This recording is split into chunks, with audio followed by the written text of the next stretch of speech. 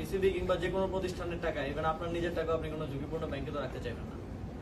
বিসিবির বিষয় যেটা হচ্ছে সেটা আমি কথা বলেছি বিসিবির ডিরেক্টরদের সাথে এবং বিসিবির সভাপতির সাথেও, এবং বিসিবির হয়তো ইতিমধ্যে একটা প্রেস রিলিজ দেওয়ার কথা এফডি বিষয়কে।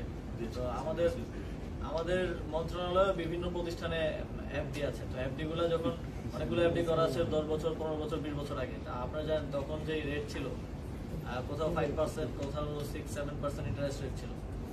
তো এফডি তো একটা আয়ের উৎস, এবং ওই আয়টা আসলে অপারেশনাল কস্ট সহকারে বিভিন্ন ইয়াতে খরচ করা হয়।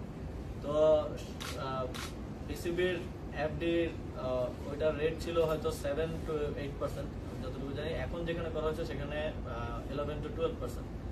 এবং যেই ব্যাংকগুলো থেকে অর্থটা আসলে অন্য ব্যাংকে ট্রান্সফার করা হয়েছে, ওই ব্যাংকগুলো বাংলাদেশ ব্যাংকের মানে হলুদ সংকেতমূলক ব্যাংক ছিল, মানে যেগুলো ঝুঁকিপূর্ণ ব্যাংক। তো সেটা এক ব্যাংক থেকে আরেক ব্যাংকে নেওয়া হয়েছে।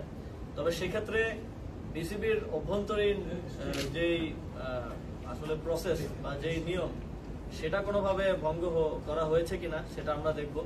বিসিবিতে একজন ফাইন্যান্স ডিরেক্টর আছেন, এই ক্ষেত্রে ফাইন্যান্স ডিরেক্টরের মতামত নেওয়া হয়েছে কিনা বা তার অ্যাপ্রুভাল ছিল কিনা, সেখানে কোনো প্রকার স্বেচ্ছাচারিতা হয়েছে কিনা সেটা আমরা দেখব।